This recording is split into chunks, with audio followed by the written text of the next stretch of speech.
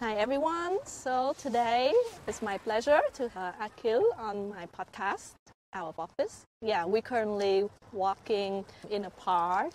So this is the first walk and talk podcast ever. I will pass to Akhil to introduce something Lynn, about you. For the invite today. It is super nice. The weather is sunny. It's almost end of summer, or maybe it's the end of summer. So we're walking, and yeah, let's see how it goes from here. Nice. So how do you feel? I mean, it's exciting. Also because in coming few days, I'm going to be traveling. So the feeling before the travel is always a little different. So I'm looking forward to that. Berlin is always beautiful in summer, so it's always likable. And where about that you're gonna travel to? I'm going to Egypt. It's been in my plans for the last 2 years to be in Egypt, but due to different reasons, sometimes not finding the proper flights, sometimes having a better option to travel to, or sometimes just the opportunity not being there. So finally, after 2 years, I'm going to go to Egypt this Thursday. And I'm super excited because I have a few friends there I met through travels in Romania. Yeah, and also the seven wonders of the world, the pyramids. So it's always a good reason to be in Egypt. That's a big trip for you. It's been 2 years and now finally the right time has come for you to make the trip. Yes. So yeah, a lot of things to looking forward to. Normally, do you prepare a lot of things? Yeah. How long would you be on the trip? Firstly, I will be more or less for a month on the trip. Wow. For a month, yeah. I don't like traveling short. I don't like the 3 days, 4 days, 5 days getaways. I always travel big because I really like integrating into the local culture. I want to know how things work. I want to know how people buy their bread. What do they do when they're free in the evenings and the afternoons. So I like that kind of travels. Yeah, preparation of any travels for me is like a therapy. I really like it.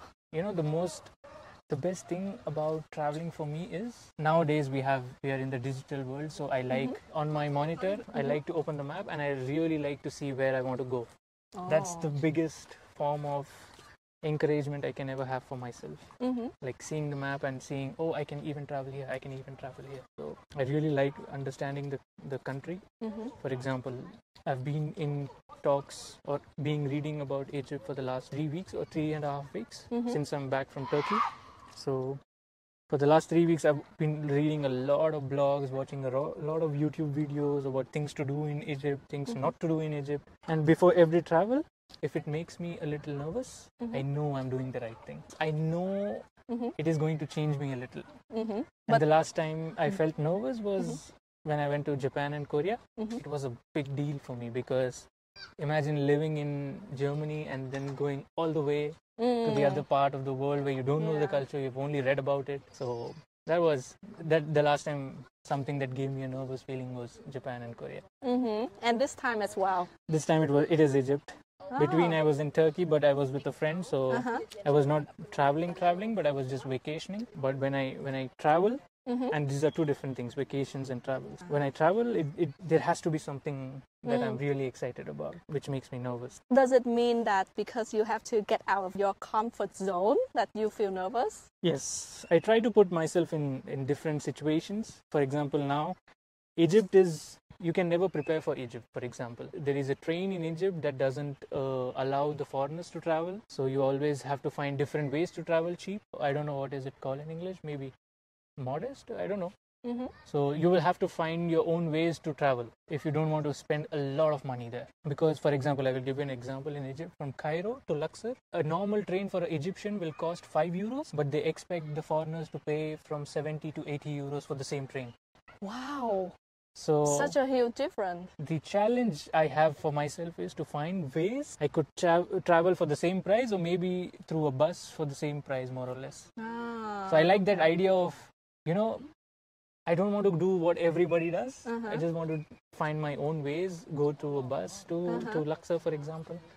And that's the thing I'm doing for the past 3 weeks, where I find different opportunities to travel in the country.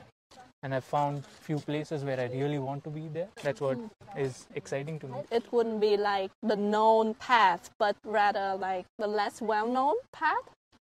You could say that. This time I'm not so sure because again, when you are there, you do things spontaneously. For example, if I might find someone in the hostel, I might spontaneously plan something with them and just go somewhere. Okay. So currently no, but in my previous travels, I always leave room for spontaneity. So you already make some research about it, but when you get to the country, you would let the situation decide what is your next. I surrender to the thing. I like this word surrender. So when I'm traveling, most of the times with my conscience and my safety, I surrender to the situation. So if, for example, if I am in Jeju Island in Korea, I mean, I have no plans, but I have my hostel booked for the 6 days, and I will do whatever I want to. Like I will meet people from Jeju, from the hostel, or maybe from Jeju, and I'll just do random things they do. For example, I met a local guy who had just done his exams in South Korea and come to Jeju to just have a chill for a week before he starts a job. And I was just out with him all the time. He was going to climb the mountain, he was going to walk around a trail for 10 kilometers, and I was doing just that with him. So just given, if I like the vibe someone has, I just give in to the situation. I don't want to do the typical touristy things everybody does. So let your heart decide what to do next. With safety in mind.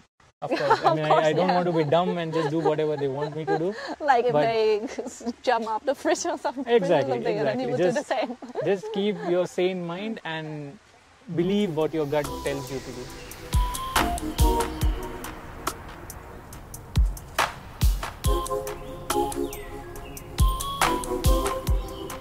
So what do you find like the most strange things you've seen there? I mean, I would not call it strange. Different, maybe. Different. Japan and Korea, as you know, it's cultural superpowers. It's more about the collective society than the individual society.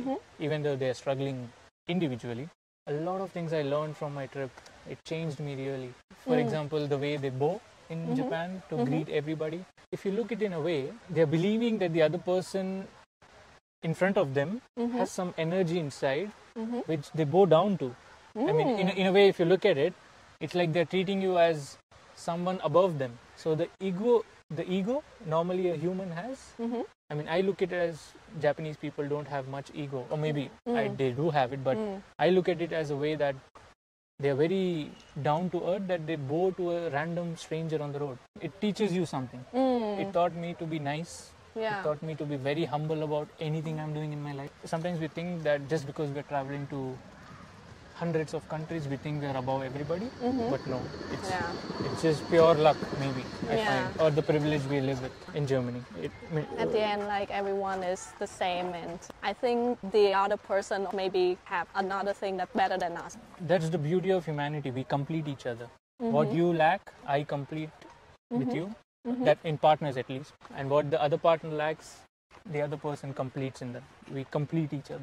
I was so happy just going to the 7-Elevens. It was such an experience because also I'm a vegetarian, so finding food for me is a bit difficult, especially in Japanese and different cultures, but I still found food. But going to a store, just the experience, understanding the language, translating everything, and then taking help from the people who work there. Such a beautiful thing. These are the things you remember, right? I will never remember what I did in Japan. I mean, what places I exactly saw in Japan, but I would really remember what people did to me, what people made me feel. For me, travel is about what it made me feel. It's not about what I see.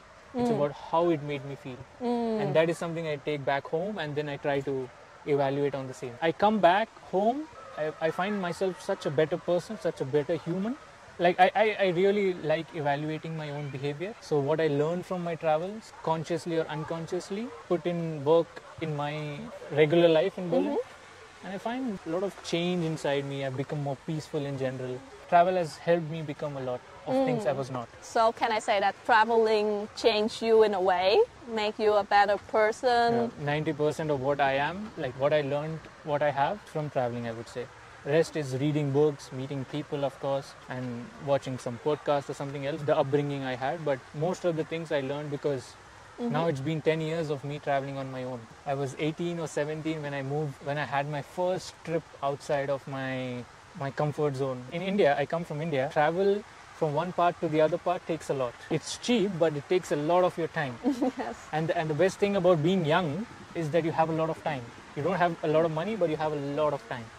And India is the best example of it. You can travel all over the country with cheap prices, but you need to have a lot of time. And that's what I did in my younger days, where I traveled a lot because I had a lot of time, and that changed me so much. Like, I fear nobody. I have no inhibition. I don't judge people now at all. I always look at people with an opportunity to learn from. That's beautiful. So coming back a little bit to 10 years ago, like when you first started to have the thought of traveling, like why do you have this started to begin with? I don't know. I mean, maybe the influence of movies. Maybe because we as a family could never travel, because my father was not big on traveling. My mother liked a little bit of traveling, but my father never. Maybe that was an influence. Movies, of course, movies play a lot of Bollywood movies, yes. It's a big influence on kids, young kids there. So you like to go to where the movies are taken? Not really. I yeah, maybe. I mean, I could not put words to it, but maybe I liked something. I saw it in the movies. So yeah. Maybe I wanted to see snow in my life. Oh. Because the part I come from in the country, we never see snow. So right. I had to travel like 2,000 kilometers up in the north. It's closer to the Afghan-China borders, where the Himalayas are. Wow. Or the Nepal, to see snow. So I really wanted to see snow. That's a lot of effort. True. I mean, but we are young, we have time. So that was one motivation to travel. And then once you start traveling, it's like I don't want to use the word drug. It's like an addiction, you know. It's a good addiction, I would say. So once you start traveling, and there's no stopping it. At least in my case, my friends had also started traveling with me, but they stopped after a time, maybe responsibilities. But I never stopped it. I mean, I cannot go through a year without traveling 3 or 4 times. And on my own. It's not like I just want to travel for the sake of traveling. It comes very naturally to me. I've been told by my friends sometimes, one day the fire will go of traveling. That day till yet has not come. And even though it's an addiction, I think it's a good one. Education, I feel. It's education, therapy, it's everything in one. But you have to know, and also there is no right or wrong way of traveling. Traveling could mean different things to everybody. For some people it might be relaxing, for some people it might be doing all the adventurous things in the world. When I was young, I was trying to define my travel, but now I feel you cannot ever define travel. Travel is for everybody what they want to do. Whatever makes them happy, whatever teaches them.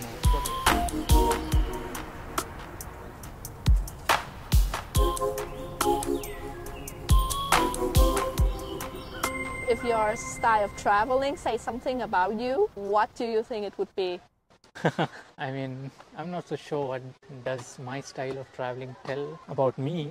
In general terms, it's called the budgeted backpacker life kind of a travel. But I mean, I disagree with it. I mean, I could be anything. I'm like a chameleon when I travel. For example, if I travel with someone, I will completely give in to their idea of traveling. But I very rarely travel with someone. I mean, I don't relate myself to the term backpacker. Are you a budgeted traveler? Do you have a certain number of amount you want to spend on the travel? Or you're like, whatever I feel like? I think it's more like whatever I feel like, but not go super fancy, like staying at the resort, spend 100 euros on a dinner. I mean, like if it's too good, something that I want to try, I would try to, because for me, travel is like a way to get away from the reality and to reward myself. So that's why if I need to spend this amount of money for the experience, for the food, I would. I really like the idea of your travel being an escape from the reality. What do you mean by that? What exactly do you mean by that? What reality are you escaping by traveling? Routine. For example. The reality is routine, right? So every day you wake up and you do certain things. You don't get to be so super spontaneous about stuff. So traveling is the chance for you to go into a totally new place, meet totally new people, new culture. Would you enjoy routine on travel? For example, I mean, what I look through as a routine, I mean, you should tell me if it's a routine. I was in Bulgaria I was at this mountains in Panachiste. It's the 7-lake mountain in Bulgaria. It's near to the capital city Sofia, for like 60 kilometers away. Because of the language issue, I got myself registered at a hut in the mountains. Because I wanted to use the hut, but I didn't know that the hut never had any Wi-Fi. Oh. They had no... So, and I registered myself on a Tuesday till the Sunday, and I was planning on going to the mountains every day because it was in between the mountains. I got stuck there in a way where we had no internet. There was nobody who was climbing the mountain. And the third thing is I was living with a family who spoke no English. And in the whole, like, they had like 20 rooms, and I was the only one who was registered there. And to reach the hut, you have to like hike for like 1 hour. What? Yeah. And I reached Sofia very late in the evening. And by the time it was dark, I was on my way to get to the mountain hut. So when I was there, they were looking at me as, why is he here on a Tuesday evening? Nobody comes here at that time. And my life for the next 5 days was all about waking up without internet, looking at the sky to see how the weather will be, because in mountains it's always rainy and everything. And they were suggesting me not to go to the mountain. Without any language, we have no languages to speak. There was no internet, and we're just looking at each other every day. They had 2 dogs, 2 kids, and a couple. And they would go to the city once in a while to just get all the things to eat. And every day I was eating the same thing. Every day I was eating the same thing. But I was enjoying it, doing nothing. I was just looking every day. I would get down. I would look at the weather, and I would ask the guy, "Can I now travel? Can I now hike the mountain?" He's like, "Maybe it will rain. Maybe you could go to the waterfalls and come." And every day I would ask the lady what's for the menu, and she would say, because I'm a vegetarian again, she would only say that there is bean soup for you, and there is egg if you want to have, and there is French fries. That's the only thing I ate for 5 days, and I had become so habituated because 2022, I guess, 22, 23, and this is the time where we live with internet, right? Just imagine you being put in a place where you have no internet and you have to live for the next 5 days. The first day was super crazy because I had no internet. I wanted to check. I was trying all my way to find an internet, but no internet. And then slowly I was getting used to the life. Family I met there, he was happy without the internet. He was okay with because in the 5 days, there would be one person who would come, sit at the hut, and then go back down to the town. So I had always someone who would visit. I mean, all day we would be waiting, and I would be waiting that someone might visit us, and I could have a chance to speak to him, because I could not speak to the family because they spoke no English. And the kids, I actually taught them the numbers 1 to 50. That's the thing I had done there. I had so much time that I teach them how to say 1, 2, 3, 4 in English, because they only spoke the Bulgarian language. So it was fun. And then they had dogs, and I have a fear of dogs, but then with those dogs I became more comfortable. So without internet, such are the things. I mean, you could look in the sky and now predict the weather and everything. Yeah, and just enjoying everything that comes at you rather than fighting it. Oh, I really need to go to the mountain because I only have 5 days, you know. So no, but I did go to the mountains in between, and that's the only day I got the respect of.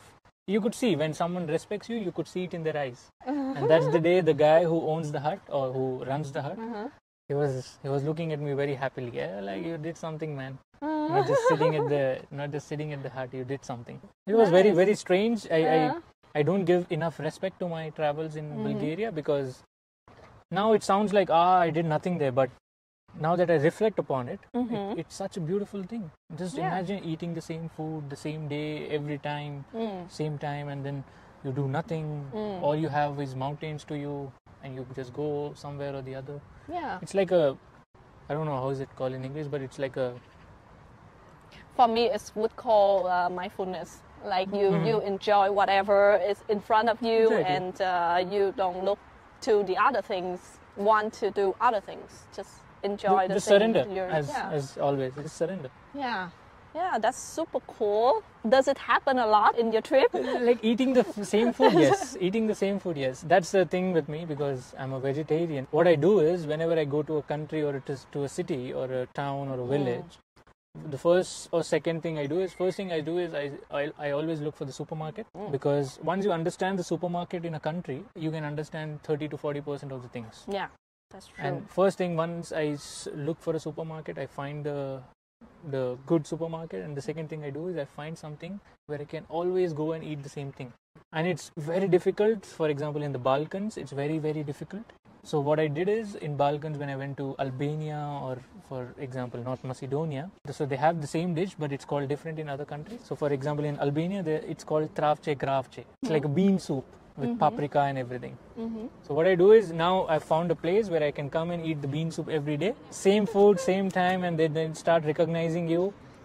And once you visit a place, when you're foreign looking, because I'm brown and they are all white, when you look different, they start getting curious after second or the third day. Why is this guy coming to the same place every day? So then they start asking questions. And then that's where you form like friendships or whatever you want to call. That's where you ask them, oh, how does things happen in this country? What do you think about Germany, or what do you think about my country? So friendships are formed like that. So most of the trips I eat the same food. Most of the times, yeah. And the same time also, sometimes.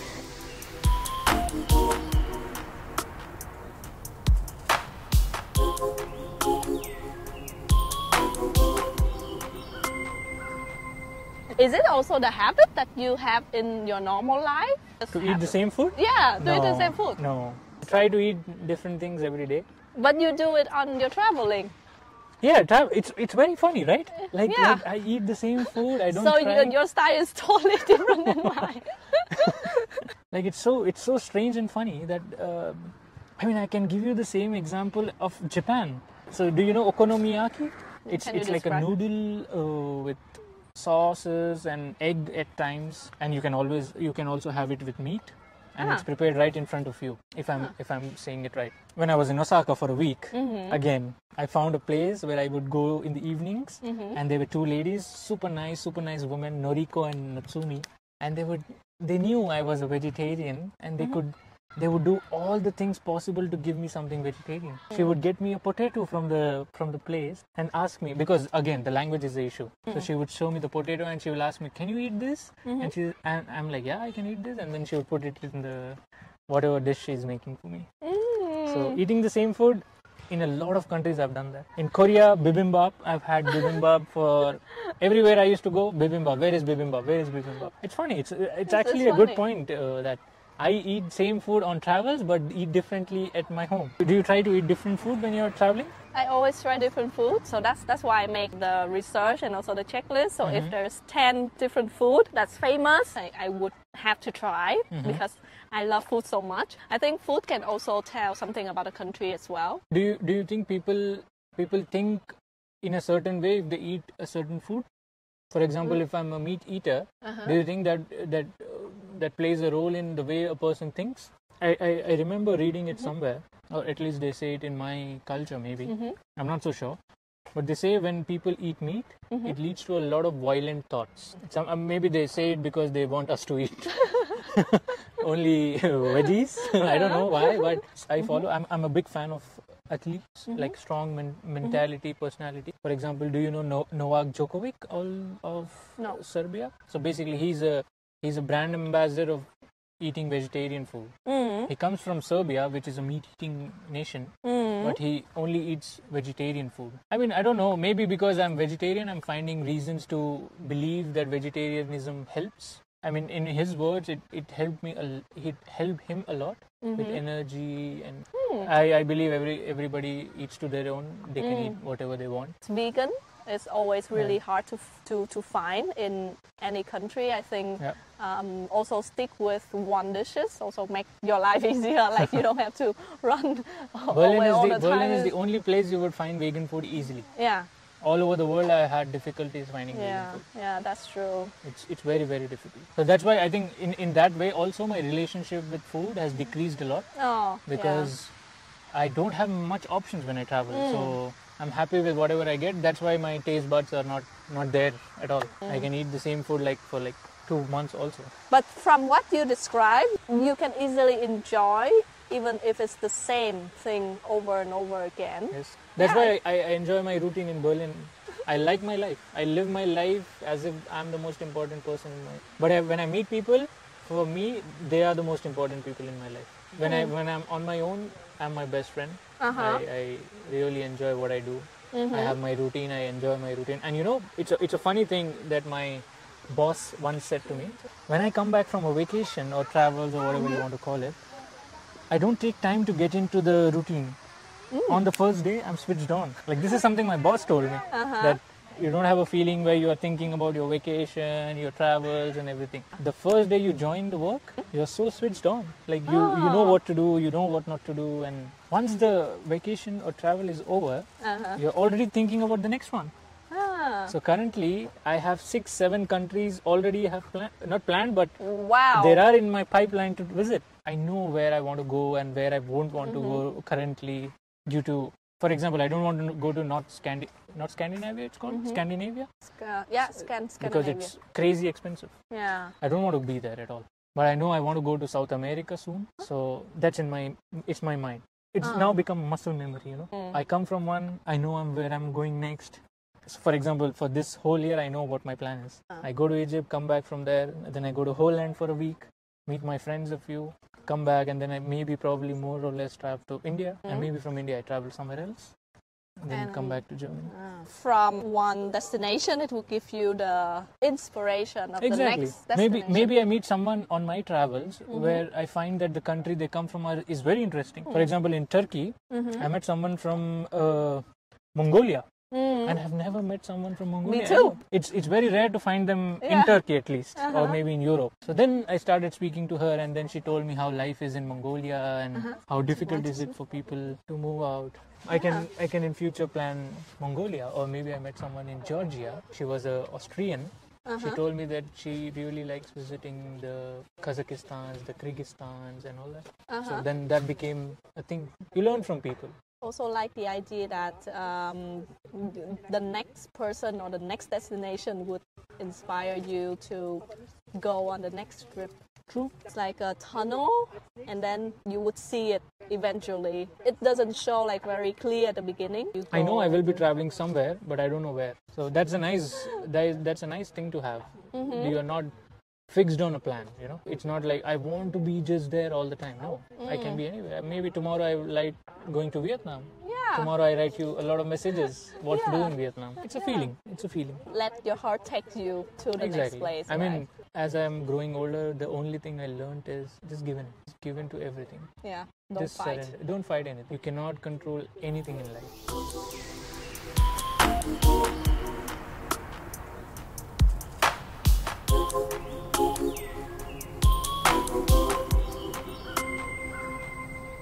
We have someone in my country where he's a big writer, and he lost his mother when he was just 8 years old, and his mother was 36 years old when she passed away. So he was 8 years old and the mother was 36 years old, and then he is now 77 years old, the guy, and he talks about his mother who was 36 years old, and he speaks about missing her mother at the age of 77.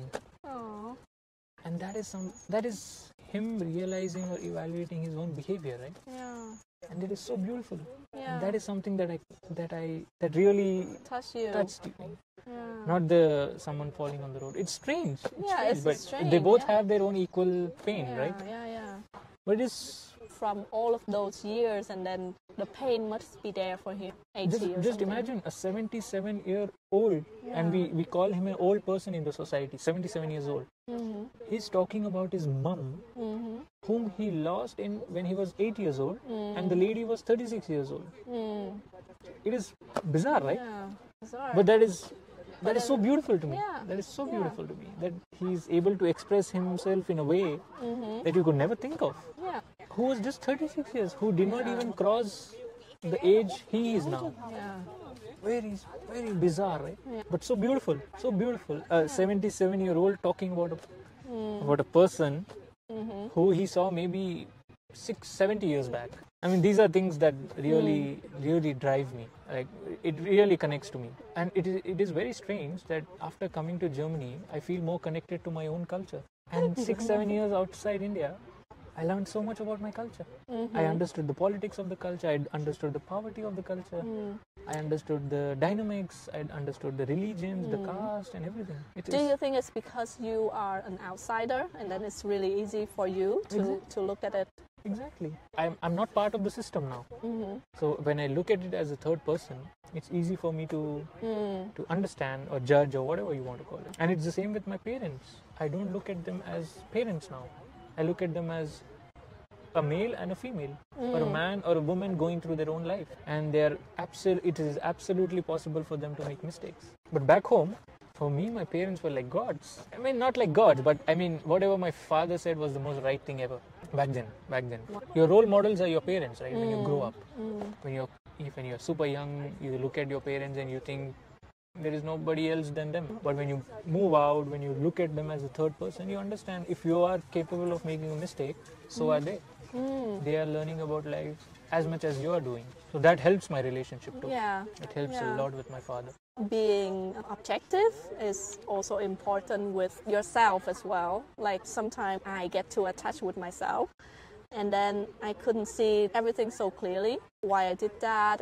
But when I try to detach me from myself, it's easier for me, and also like to observe all of the feelings that ever pass through and do not define myself with those feelings. So I used to take myself really serious. Like, for example, like, oh, if I make this mistake, like everyone would be so affected and the world would collapse. I keep thinking about it again and again, and that is when it's killing me for it killing anyone else. I had a similar story with guilt. On mistakes. For example, when I was working in my country, I was made to understand that making a mistake is the end of the world. Like if you made a simple mistake at work, they made you feel as if it's the end of the world. You're good for nothing. There was so much guilt inside me, unconsciously. It was not a conscious guilt I had inside me, but it was part of my personality. So when I came to Germany, when I started my first time work, I made a mistake. I made a mistake in the morning at work. And I was so guilty of myself, and I was trying to correct that mistake till the afternoon, and I could not because I lacked experience, I lacked understanding, knowledge, or whatever you want to call it. And in afternoon, I told my boss, this is something I made, and she's like, yeah, okay, this is how you correct it, and don't make the mistake again. And I was like, wow, for such a little thing, I was fighting in my mind. That's the guilt that was filled inside me. That just because you make a mistake doesn't mean it's the end of the world. And that's when I realized I have so many things I have to unlearn. You learn some things, but you also have to unlearn a lot of things. I mean, I cannot describe you the feeling when my boss said, yeah, okay, this is how you correct it, and that's it. And I was like, am I fighting over this in my head for like such a simple thing? So this is something I realized. I mean, it's a very funny thing, but it's such a game changer, right? Yeah. What could be the end of the world to someone else could be nothing to someone else. Always about perspective. Exactly. And it's the same about death to me now. I mean, people talk a lot about being scared of the death or losing their own people and something like that. But now I realize if you are on this earth, you have to leave one day. If it's your chance today, tomorrow will be my chance to lose someone. It will come eventually. It will come. So there is no point being scared of it. Generally, people don't like talking about death at all because it's a very taboo thing. It is something they think is inauspicious or something. It's a negative thing to talk about or something like that. But why not? If we are talking so much about life, why don't we talk so much about death? Do you have any fear? Because for me, that is still a fear. Like fear of dying? Fear of Of dying. course I have the fear of dying. Of course I have it. But I mean, But do you I... still talk about it. And Yeah, that's what makes it less maybe.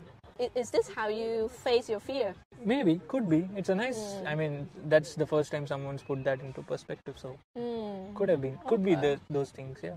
Maybe I have more uncomfortable conversations because I want to face my fears. Maybe I travel to different lands, different difficult or not so touristic lands.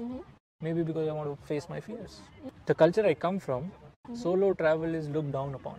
It's like, are you a lonely guy? Why do you want to travel on your own? Or a lonely girl, or whatever you want to call it. It's celebrated. Yeah. For example, my boss, she celebrates my travels more than anybody else around. She's always excited. Where am I going next? What am I going to do next? Aww. And she's like, I really like what you do. But in my culture, it's looked down upon. What the fuck will you travel so much alone? Why do you want to go every second month? Why do you waste your money on such thing? Why you don't buy a house already? Exactly. Right? Exactly. Like we spoke before, spending money without a culture will never give you happiness. I mean, I can have all the money and buy a house, but what if that house doesn't give me the happiness I want? So much money put into one thing that doesn't give me happiness at all. I would rather spend my time traveling around the world or whatever I like doing, painting, photography. Happiness is also a very overestimated feeling, right? Don't you think everybody thinks it is very important to be happy or something? I mean, we give too much importance to happiness, don't you think? Everybody is talking about sadness as if they went through life like nobody else has done. You mean like they always exaggerate their feelings? Exactly. Ah, okay. There's a saying in my country that we should never exaggerate our sadness and we should never exaggerate our happiness. Oh yeah. Because what you're going through right now, there are millions of people in the world that are going through the same feeling currently right now. So there is nothing different happening to you. I mean, there are certain philosophers I read, they go to an extreme to say that your value on this earth is nothing compared you're as equal as a mosquito. But it's right though. Yeah, what do we add on this earth which is in this universe or cosmos or whatever they call it? What do we add to it? Nothing. We are not even a tiniest part of this whole universe, right? Yeah. We do nothing. So exactly.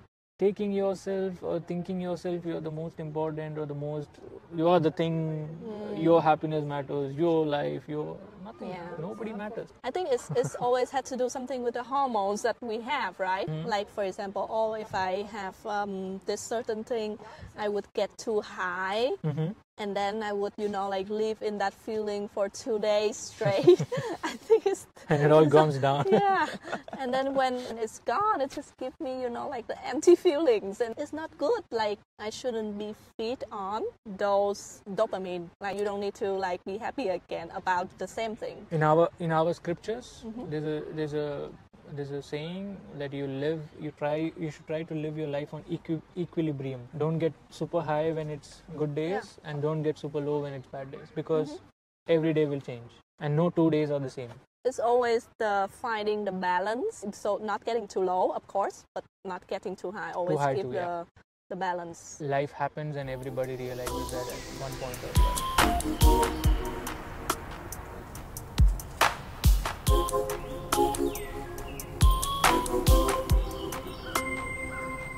There is a famous show on Netflix called The Crown, and in that the guy says, without faith, what it is?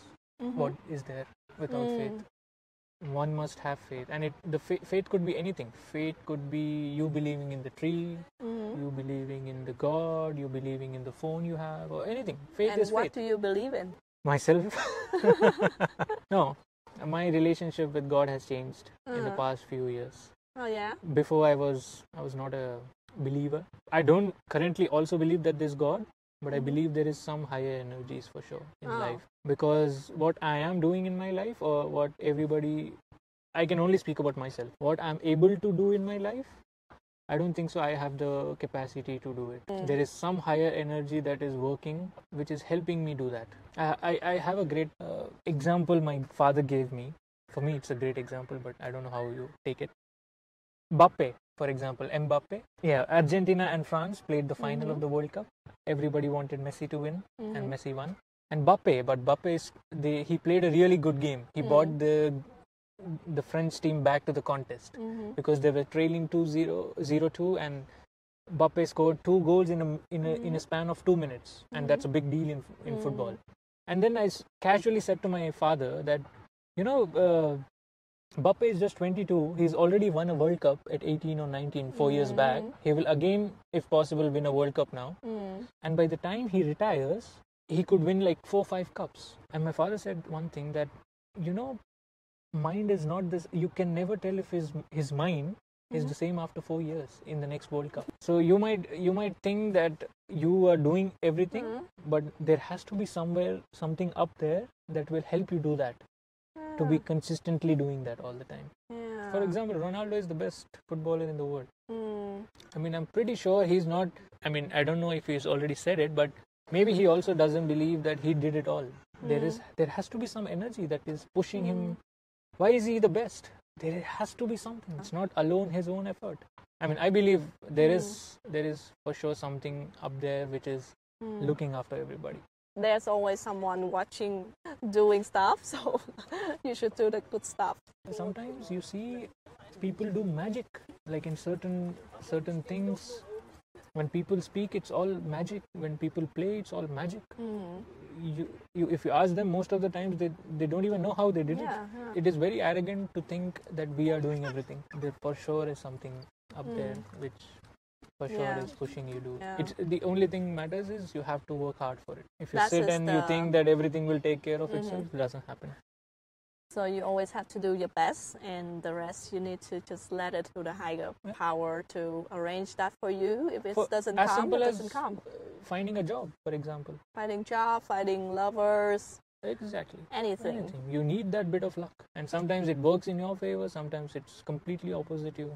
That's also what my driving teacher said to me. So he just told me about the guy who failed the exam, and he told me like, oh, you could be driving really good, but if on the day of exam you failed it, it's just because the time hasn't come yet. So It's not about yourself. Just keep trying. It's the butterfly effect. Sometimes you try getting hold of the butterfly a lot, but it runs away from you. And at times you're just seated and the butterfly comes and sits on your shoulder. Yeah. You do nothing, but the butterfly comes and sits on your shoulder. Sometimes you chase, I want a good job, you never find it. But sometimes you're just chilling on a vacation, you find approval of the job. Offer of the job. Exactly. If it comes, it comes. And if it doesn't come, will come on later time. True.